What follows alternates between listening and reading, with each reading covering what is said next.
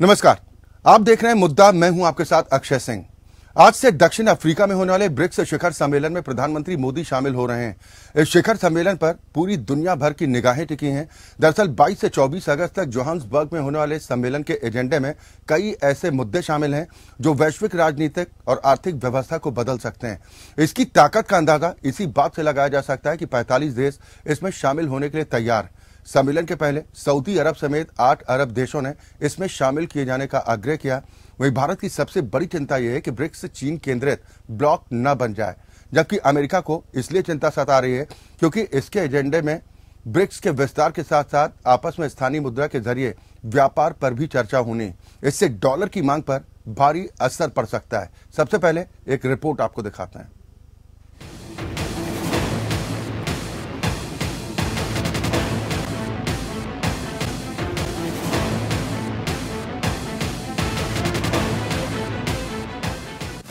Johannesburg में 22 से 24 अगस्त तक होने वाले ब्रिक्स शिखर सम्मेलन में प्रधानमंत्री नरेंद्र मोदी शिरकत करेंगे। ब्राजील, रूस, भारत, चीन और दक्षिण अफ्रीका ब्रिक्स के 5 सदस्य देश हैं, जिनके नेता 2019 के बाद पहली बार एक मंच पर बैठेंगे। ब्रिक्स के 5 सदस्य देश वैश्विक अर्थव्यवस्था में 1/4 हिस्सेदारी रखते हैं। वहीं ब्रिक्स देशों में दुनिया की 42% आबादी है।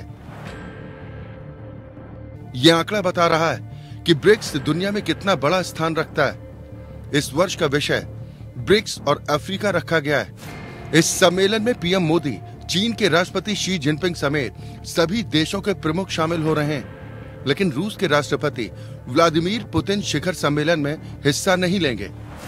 पुतिन सम्मेलन में वर्चुअली हिस्सा लेंगे। बैठक में रूसी संघ का प्रतिनिधित्व विदेश मंत्री सर्गेई लावरोव करेंगे। दरअसल मार्च में अंतर्राष्ट्रीय आपराधिक न्यायालय यानी कि आईसीसी ने यूक्रेन में युद्ध अपराधों का आरोप लगाते हुए पुतिन के खिलाफ गिरफ्तारी वारंट जारी किया था। दक्षिण अफ्रीका आईसीसी का एक हस्ताक्षर करता है। अगर पुतिन देश में आते हैं तो आईसीसी के सदस्य होने के नाते दक्षिण अफ्रीका को पुतिन को गिरफ्तार करना पड़ेगा, और यही वजह कि पुतिन खुद सम्मेलन में न आकर वर्चुअली जुड़ेंगे। वहीं ब्रिक्स में चर्चा के मुद्दे की बात करें तो ब्रिक्स सम्मेलन की चर्चाएं राजनीतिक और सामाजिक आर्थिक समन्वय के क्षेत्रों पर केंद्रित होंगी। इनमें सदस्य देश व्यापार के अवसर, आर्थिक आपूर्ति और सहयोग के क्षेत्रों की पहचान करेंगे। ब्रिक्स के अध्यक्ष के रूप में दक्षिण अफ्रीका पारस्परिक रूप से त्वरित विकास, सतत विकास और समावेशी बहुपक्षवाद पर ध्यान केंद्रित कर रहा है। इसमें वैश्विक संस्थानों में सुधार और शांति प्रक्रियाओं में महिलाओं की सार्थक भागीदारी को मजबूत करना भी शामिल है। दरअसल 22 से 24 अगस्त तक जोहान्सबर्ग में होने वाले सम्मेलन के एजेंडे में कई ऐसे मुद्दे शामिल हैं जो वैश्विक राजनीतिक और आर्थिक व्यवस्था को बदल सकते हैं। इसकी ताकत का अंदाजा इसी से लगाया जा सकता है कि 45 देश इसमें शामिल होने के लिए तैयार हैं। सम्मेलन के पहले सऊदी अरब समेत 8 अरब देशों ने इसमें शामिल किए जाने का आग्रह किया। यूक्रेन के साथ युद्ध को लेकर कूटनीतिक अलगाव का सामना कर रहे रूस ने विस्तार का समर्थन किया है। इससे पहले अगस्त में ब्राजील के राष्ट्रपति डी सिल्वा ने कहा था कि वो ब्रिक्स समूह में और अधिक देशों के शामिल होने के पक्ष में। चीन ने भी समूह के विस्तार का समर्थन किया है। वहीं भारत की सबसे बड़ी चिंता ये है कि ब्रिक्स चीन केंद्रित ब्लॉक न बन जाए। उधर अमेरिका को इसलिए चिंता सता रही है क्योंकि इसके एजेंडे में ब्रिक्स के विस्तार के साथ ही आपस में स्थानीय मुद्रा के जरिए व्यापार पर भी चर्चा होनी है। इससे डॉलर की मांग पर भारी असर पड़ सकता है। दरअसल ब्रिक्स समूह भुगतान में डॉलर के प्रभुत्व को कम करने पर भी बातचीत फिर से शुरू कर सकता है। दक्षिण अफ्रीकी वित्त मंत्री एनोज गोंडोगवाना ने कहा कि स्थानीय मुद्रा के उपयोग से विदेशी मुद्रा में उतार चढ़ाव के प्रभाव को कम करने में मदद मिलेगी। गौरतलब है कि भारत सहित कई ब्रिक्स सदस्यों ने द्विपक्षीय व्यापार सौदों को स्थानीय मुद्राओं में करना शुरू कर दिया है। भारत के लिहाज से बात करें तो ब्रिक्स सम्मेलन का बड़ा महत्व है। इस सम्मेलन में कई मुद्दों पर भारत का फोकस होने वाला है। जिसमें आर्थिक और सुरक्षा हित सर्वोपरि होंगे। आर्थिक सहयोग, खाद्य सुरक्षा और ब्रिक्स विस्तार से संबंधित मुद्दों पर चर्चा में हिस्सा लेने के अलावा पीएम मोदी द्वारा शिखर सम्मेलन में सदस्य देशों को एक दूसरे के सुरक्षा हितों का सम्मान करने और वहीं शी जिनपिंग की उपस्थिति में पीएम आतंकवाद के मुद्दे को उठा सकते हैं। संभावना है कि पीएम मोदी रूस यूक्रेन युद्ध को फौरन समाप्त करने और बातचीत और कूटनीति से इसका हल निकालने पर जोर भी दे सकते हैं। वहीं सबकी नजर इस पर भी रहेगी कि क्या पीएम मोदी और चीन के राष्ट्रपति शी जिनपिंग के बीच कोई बातचीत होगी, क्योंकि दोनों देशों के बीच एलएसी से लेकर कारोबार तक टकराव के कई बिंदु हैं। प्रधानमंत्री ब्रिक्स शिखर सम्मेलन के बाद आयोजित होने वाले एक विशेष कार्यक्रम BRICS Africa outreach and BRICS plus dialogue में भी हिस्सा लेंगे। इसमें दक्षिण अफ्रीका द्वारा आमंत्रित अन्य देश भी शामिल होंगे। इस यात्रा के दौरान प्रधानमंत्री जोहान्सबर्ग में कुछ नेताओं के साथ द्विपक्षीय बैठकें भी करेंगे। इस दौरे के बाद पीएम मोदी 25 अगस्त को यूनान जाएंगे। वो वहां के प्रधानमंत्री किरियाकोस मित्सोटाकिस के आमंत्रण पर जा रहे हैं। 40 साल बाद कोई भारतीय प्रधानमंत्री वहां जा रहे हैं। पीएम मोदी दोनों देशों के संबंधों को और मजबूत करने के लिए प्रधानमंत्री मित्सोटाकिस से बातचीत भी करेंगे। इस द्विपक्षीय वार्ता के अलावा पीएम मोदी बिजनेस लीडर्स और भारतीय समुदाय से भी मुखातिब होंगे। Bureau report, APN. यहाँ तो 15 ब्रिक्स सम्मेलन में शामिल होने के लिए प्रधानमंत्री नरेंद्र मोदी रवाना हो चुके हैं। 22 से 24 अगस्त तक जोहान्सबर्ग में होने वाले इस सम्मेलन के एजेंडे में कई ऐसे मुद्दे शामिल हैं जो वैश्विक राजनीतिक और आर्थिक व्यवस्था को बदल सकते हैं। भारत के लिए ये कितना महत्वपूर्ण है, आज हम इसी पर चर्चा करेंगे। दो बेहद खास मेहमान इस वक्त मेरे साथ मौजूद हैं। सबसे पहले अपने दर्शकों की मुलाकात अपने इन दोनों मेहमानों से। मेरे साथ मंजू सेठ जी हैं, आप फॉर्मर डिप्लोमेट हैं। जितेंद्र ओझा साहब, जियो पॉलिटिकल एक्सपर्ट, हमारे साथ इस चर्चा में हिस्सा हैं। बहुत स्वागत है आप दोनों का। शुरुआत मंजू मैम मैं आपसे ही करना चाहूंगा, ये ब्रिक्स से क्या बदलाव होगा?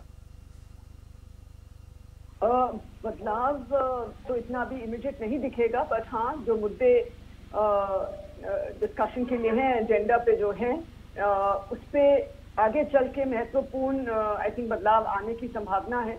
क्योंकि अगर नंबर्स इसमें बढ़ते हैं मेंबर्स का, और बहुत सारे मेंबर्स जैसे आपकी रिपोर्ट के मुताबिक भी बहुत उत्सुक हैं और बीच में तो शायद एक्चुअल फॉर्मल एप्लीकेशन भी दे दिया है, और 45 कंट्रीज की लिस्ट है जो उसमें अंदर आना चाहते हैं। जो इसका पूरा जो इसका फॉर्म है और ऑब्जेक्टिव्स को थोड़ा बहुत बदलेगा, और ब्रिक्स का शायद नाम कुछ और, उनका उसका मतलब कुछ और करना पड़ेगा। अभी तो ये 5 कंट्रीज जो इसकी मेंबर्स हैं उसके नाम पे बेस्ड है। और वो करेंसी की बात हो रही है, कॉमन करेंसी की, उसको तो अभी टाइम है आने में, उस चर्चा होगी। और जो इस वक्त सब आपस में ही विदिन ब्रिक्स जो अपना ट्रेड और सब जो करना चाहते हैं, लोकल करेंसीज की जो बात हो रही है ऑलरेडी शुरू हो चुका है जी, लोकल करेंसीज का इस्तेमाल, और ये आगे चल के और बढ़ेगा। मुझे लग रहा है कि ये बहुत अहम डेवलपमेंट होगा, क्योंकि जो इस वक्त डॉलर के ऊपर सब डिपेंडेंसी है, और डॉलर एक्सचेंज रेट डिटरमिन करता है कि कितना आपका आउटपुट होगा, एक्सपोर्ट बिल कितना, आपका इंपोर्ट बिल कितना बढ़ेगा जी। तो ये सब चीजें चर्चा होगी, तो ये बहुत महत्वपूर्ण एक है, और ग्लोबल साउथ की एजेंडा को भी एक ये फोकस में लाएगा जी। जितेंद्र जी, पूरी दुनिया की नजरें इस सम्मेलन पर टिकी हुई हैं। भारत कितनी महत्वपूर्ण भूमिका में इसमें है मौजूदा स्थिति में? भारत की भूमिका हर तरीके से महत्वपूर्ण है, क्योंकि इस संगठन के भीतर भी हमारा एक बड़ा बैलेंसिंग रोल है जी। आज की तारीख में चीन और अमेरिका दोनों में प्रतिद्वंदिता चल रही है। अमेरिका की जो इमेज रही है, या खास करके अफ्रीका में जो पश्चिमी साम्राज्यवाद को लेके बहुत कड़वाहट का एक माहौल है, और अमेरिका के डॉलर की वजह से उसके एक डोमिनेशन तो है ही, इकोनॉमिक डोमिनेशन भी है।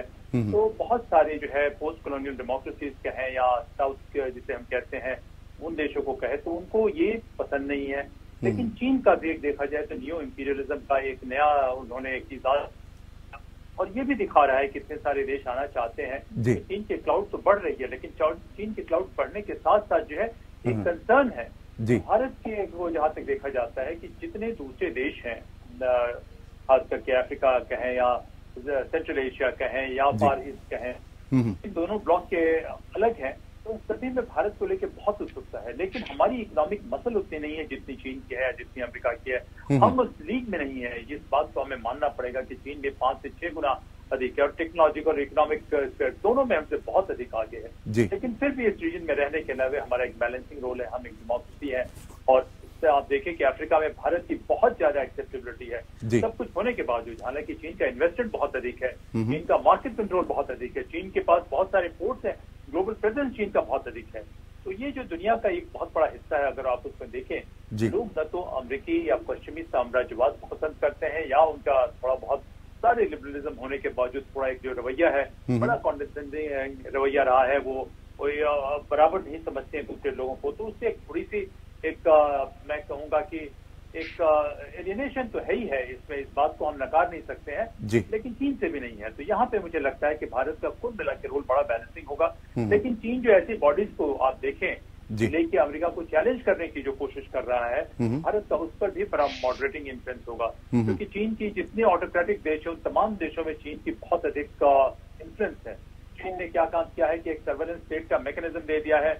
बहुत सारे लोग कहते हैं कि अपने प्रॉक्सी सिस्टम के वो प्रॉप अप कर रहा है कई देशों में।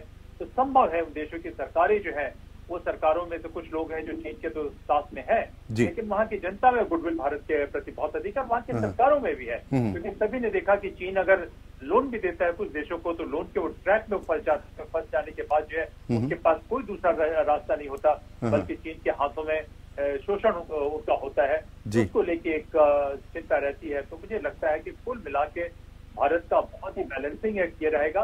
लेकिन हमें अपने जो डोमेस्टिक कंस्ट्रेंट्स है, जैसे हमारी प्राइवेट सेक्टर की कमी है, हम उस स्थिति में नहीं है जितना चीन स्थिति में बाहर इन्वेस्ट करने की, या हमारे टेक्नोलॉजिकल सेक्टर में जो कुछ कंस्ट्रेंट्स है कई एक एरिया में जो हम चीन का मुकाबला नहीं कर सकते हैं, तो इनके ये हमारे कंस्ट्रेंट है। लेकिन दूसरी एडवांटेज जो आप कह रहे हैं, मुझे लगता है कि भारत का एक बहुत बड़ा सेंट्रल रोल है। सर, कहीं चीन केंद्रित ये ब्रिक जो है कहीं चीन केंद्रित ब्लॉक बनकर न रह जाए, ये कितना बड़ा खतरा है? देखिए, खतरा तो है, क्योंकि चीन हर एक स्तर पे अमेरिका को चैलेंज करने की कोशिश कर रहा है।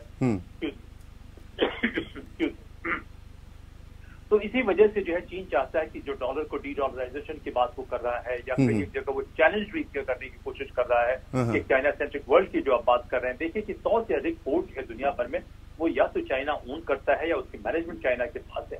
अफ्रीका में देखें कि जो रिसोर्सेज ले रहा है चाइना, वो ट्रेड के डेटा रिफ्लेक्ट नहीं करते हैं। एकदम नियर मोनोपोलिस्टिक एक्सेस है चाइना का हो गया है अफ्रीका के भीतर। तो इस वजह से देखें कि ग्लोबल प्रेजेंस चाइना, और यही नहीं, आप देखें कि अमेरिका के बैकयार्ड में जा चुका है। कई एक ऐसे मिनरल्स हैं या कई एक ऐसे रेयर रिसोर्सेज हैं जिसपे चाइना ने ऑलमोस्ट मोनोपोलिस्टिक एक्सेस पैदा कर ली है, और अमेरिका को भी वो चीजें नहीं मिलेगी। तो ये जो है चीन की चैलेंज करने की जो टेंडेंसी है वो बड़ी साफ दिखाई पड़ रही है। पर यही नहीं, वो पश्चिम के मॉडल की जो डेमोक्रेसी है उसको भी चैलेंज कर रहा है। और यहाँ तक कहा जा रहा है कि जितने डेमोक्रेसी अमेरिका के अंदर जाके जो क्लैंडरस्टाइन तरीके से कहिए कि उनके इंस्टीट्यूशन को सबवर्ट करने की कोशिश कर रहा है, तो इतना बड़ा ब्लॉक जो बन के आ रहा है और इसमें दूसरे लोग जो आ रहे हैं, इसका एक मतलब साफ है कि अमेरिका की इन्फ्लुएंस कहीं न कहीं ग्लोबल इन्फ्लुएंस कम होती नजर आ रही है। और चीन जो है उनको एक सिग्नल दे रहा है कि देखिए इकोनॉमिकली हम बहुत मजबूत हैं, और जो उसका बेल्ट एंड रोड इनिशिएटिव है, बहुत सारे लोग उसके सदस्य हैं, बहुत सारे उसके पॉजिटिव्स हैं, बहुत सारे नेगेटिव्स भी हैं, उसमें हम सर्टेनिटी के साथ नहीं कर सकते हैं। लेकिन आप देखिए कि ब्रिक्स की शुरुआत कैसे होती है। ब्रिक्स की शुरुआत होती है कि जिम ओ'नील ने कहा कि ये 4 ब्राजील, रशिया, इंडिया और चाइना की उन्होंने बात की थी, साउथ अफ्रीका बाद में जुड़ता है। वो अपने इकोनॉमिक इन्वेस्टमेंट के पोटेंशियल से उन्होंने दिखलाया कि यहाँ पे बहुत अधिक पोटेंशियल है इन्वेस्ट करने का। और उसके बाद जिन देशों ने अपने ग्रुप भी बना लिया है कि इमर्जिंग इकोनॉमीज की तरह कि वेस्ट की हेजेमनी को हम चैलेंज करें, अब ये जो है एक दूसरे डायरेक्शन में जा रही है कि वेस्ट की हेजेमनी को चैलेंज करने के लिए यही नहीं बल्कि दूसरे देश भी आ जाएंगे।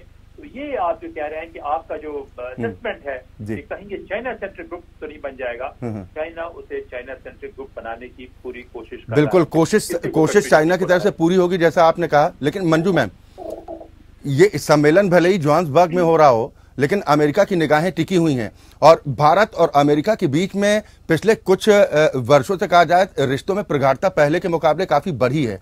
इस पर कोई असर तो नहीं होगा? नहीं, हमारे बायलैटरल रिलेशन पे तो कोई असर नहीं होगा, लेकिन हाँ, जो आगे आपने जैसे कहा अमेरिका की नजर बिल्कुल टिकी होगी, क्योंकि क्या यहाँ पे डिस्कशंस होते हैं, और जैसे ओझा जी ने कहा कि ये एक चीन सेंट्रिक बनाने की इस ऑर्गेनाइजेशन को कोशिश की जा रही है, और वहां पे इंडिया को बहुत केयरफुली अपना ट्रेड करना पड़ेगा, और इसके जो क्राइटेरिया हैं मेंबरशिप के, उस पर अपने पूरा ठीक से उसको इंश्योर करना पड़ेगा कि वो फॉलो करते हैं सब सारे कंट्रीज। और सिर्फ क्योंकि चीन का वहां पे, क्योंकि ऑर्गेनाइजेशन जो है, जो अच्छी बात है, कंसेंसस पे ही काम करता है, और जो मेंबरशिप नहीं बनाई जाएगी वो भी कंसेंसस पे ही होगी। तो उम्मीद है कि इंडिया अपना उस पर प्रभाव डाल पाएगा डिसीजन मेकिंग पे। और अमेरिका जहां तक है, उनको पता है कि इंडिया अमेरिका का रिलेशनशिप है, ये स्ट्रांग है, ये डीपन हो रहा है, और इंडिया उसको अफेक्ट नहीं होने देगा। इंडिया को एक बैलेंसिंग करनी पड़ेगी बिटवीन अभी जो करंट जियोपॉलिटिकल सिचुएशन बनती जा रही है, माहौल जो बनता जा रहा है। हम मल्टीलैटरल, प्लूरिलैटरल और मल्टी अलाइनमेंट की जो पॉलिसी फॉलो करना चाहते हैं, उसमें ब्रिक्स एक बहुत इंपॉर्टेंट ऑर्गेनाइजेशन रहेगी इंडिया के लिए। तो हम यहाँ पे बिल्कुल अपना फुल मेंबरशिप का और फुल अपना जो रोल है प्ले करना चाहेंगे। ग्लोबल साउथ को भी, जैसे मैंने कहा, रिप्रेजेंट करना चाहेंगे, लेकिन साथ में अमेरिका के साथ हमारा जो रिलेशनशिप है वो एक अलग लेवल पे है, और वो बहुत मजबूत बनेगा। और मुझे लग रहा है आगे चल के रिकॉर्ड में सब जगह हमारे जो के साथ रिलेशनशिप है और जो बायलैटरल है, उसको और हमको संभाल के और स्ट्रेंथन करने ही पड़ेंगे। तो हमारे मैम, किस तरीके से भारत नियंत्रण कर सकता है कि चीन केंद्रित ब्लॉक बनकर ना रह जाए ब्रिक्स? उसमें भारत का क्या रोल, किस तरीके से होना चाहिए, रणनीति क्या होनी चाहिए? रणनीति ये होनी चाहिए कि जहाँ बहुत ज्यादा चीन का इंफ्लुएंस है और जहाँ चीन की तरफ इनका झुकाव ज्यादा है, उन देशों का हमें देखना पड़ेगा कि हमारे फेवर में भी है और जो यूएस के फेवर में, वो लोग भी जो मेंबरशिप में अप्लाई कर रहे हैं वो भी अंदर आए। अगर हमारा हम से होगा तो हम उसको एक्सरसाइज करेंगे कि बैलेंस रहे इस ऑर्गेनाइजेशन में, और बिल्कुल चाइनीज और रशियन सेंट्रिक ऑर्गेनाइजेशन ना बन जाए, और अपना जो बैलेंस है और जो सारे इंटरेस्ट उसमें रिफ्लेक्ट हो। मैं जितेंद्र सर आपके पास आऊंगा कि ब्रिक्स के विस्तार को लेकर कहा जा रहा है, चाहे चाइना हो, रशिया हो या फिर ब्राजील हो, वो भी चाहते हैं कि ब्रिक्स का विस्तार होना चाहिए। 45 देश चाहते हैं कि हम भी इसमें शामिल हो जाएं, जिसमें 8 अरब कंट्रीज भी शामिल हैं जिन्होंने आग्रह किया है। क्या आपको लग रहा है कि ये विस्तार अगर होता है तो भारत के पक्ष में होगा? भारत का स्टैंड इस पर क्या होना चाहिए? भारत पक्षधर है विस्तार के? देखिए, ये बात साफ नहीं है, लेकिन भारत की अपनी वाकई कंस्ट्रेंट होगी कि हम नहीं चाहेंगे कि अमेरिका के साथ कोई कॉन्फ्रंटेशन हो। अमेरिका आज की तारीख में कुछ भी क्यों ना हो, हमारा देश है, उसके साथ कॉन्फ्लिक्ट ऑफ इंटरेस्ट काफी कम है।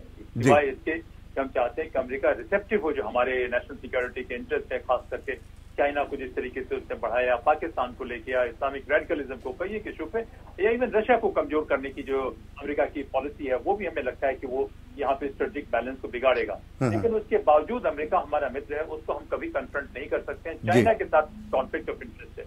जो आपने कहा कि क्या इनका रोल रहेगा, तो आप देखिए, हाल तक ब्राजील भी जो है नहीं चाहता था कि इसका विस्तार हो। ब्राजील के पास भी कंसर्न था कि अगर विस्तार होता है तो इसका एसेंस डाइल्यूट हो जाएगा। चाइना की तरफ से हम लोग उम्मीद करते हैं कि बड़ी क्लोज डोर डिप्लोमेसी हुई है, और जो उनके लूला है प्रेसिडेंट, उनको उन्होंने कन्विंस किया, तो उससे उनके रवैये में थोड़ा सा परिवर्तन आया है, वो भी विस्तार की बात करने लगे हैं। जहां तक विस्तार की आप बात करते हैं कि देखिए, इसका मूल एजेंडा क्या था कि ये कहा गया कि ये 4 इकोनॉमी बड़ी फास्ट ग्रोइंग है 2003-4 में, और 2009 में ये संगठन बनता है, तो इसको जो है विस्तार करके दूसरे जगह ले जाना, एक नया ग्रुप बनाना, ये जो है थोड़ा सा अटपटा और असमंजस सा लग रहा है। आप इसको देखना पड़ेगा कि चाइना का इंटरेस्ट क्या है। चाइना का इंटरेस्ट, जैसे मैंने कहा, कि वो अमेरिका को चैलेंज करना चाहता है। वो कहता है कि चाइना सेंट्रड वर्ल्ड है।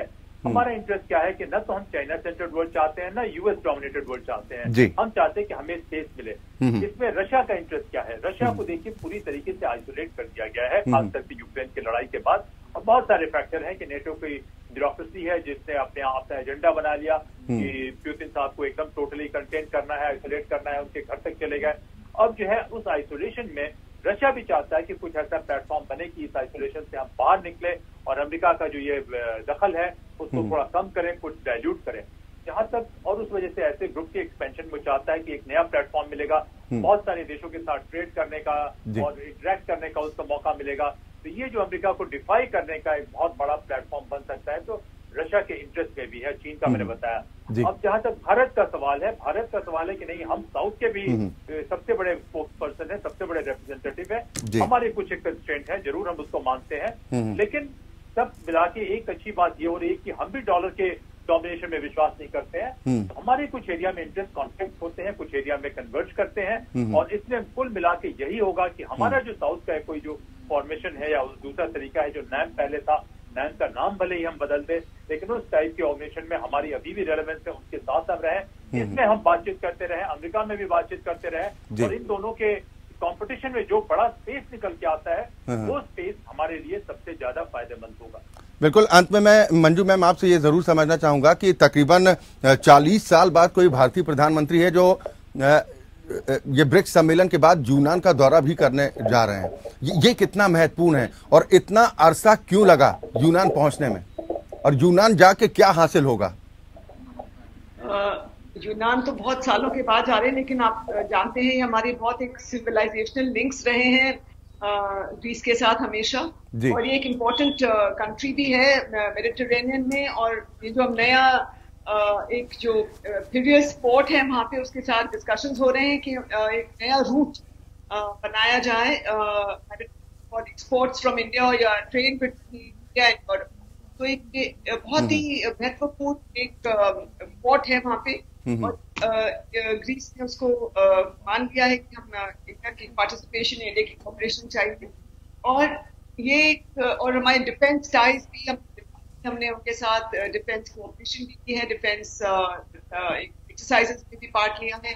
तो ये एक बहुत ही इम्पोर्टेंट कंट्री है हमारे लिए, लेकिन हाँ इतने सालों से कभी कभी हो जाता है कि नहीं हम दे पाते हैं इतना तवज्जो हर एक अपने पुराने मित्रों को, लेकिन अब हम उसको रेक्टिफाई कर रहे हैं। पिछले कुछ सालों से हम देख रहे हैं हर एक जो कंट्री में कहीं भी कभी भी कोई विजिट नहीं हुई थी, इंक्लूडिंग पैसिफिक आइलैंड्स में, इंक्लूडिंग बहुत सारे अफ्रीकन कंट्रीज में, सब जगह हमने अपना आउटरीच बढ़ा दिया है, और ये बहुत इम्पोर्टेंट है कि ग्रीस भी एक हमारा जो फ्रेंडली रिलेशन है हमारे उसके ऊपर बिल्ड किया जाए, और हमारे जो मैरिटाइम सिक्योरिटी और मैरिटाइम रूट जो चाहते हैं ऑल्टरनेटिव चाहपार में कुछ प्रॉब्लम्स आ रही हैं, तो इसलिए ये बहुत ही महत्वपूर्ण विजिट रहेगी, और हमारा डिफेंस और सिक्योरिटी कोऑपरेशन को और बढ़ावा मिले। चलिए, बिल्कुल, बहुत शुक्रिया आप दोनों मेहमानों का मेरे साथ इस चर्चा में शामिल होने के लिए। तो ये ब्रिक्स सम्मेलन इस बार का काफी महत्वपूर्ण है, 15वां ब्रिक्स सम्मेलन है।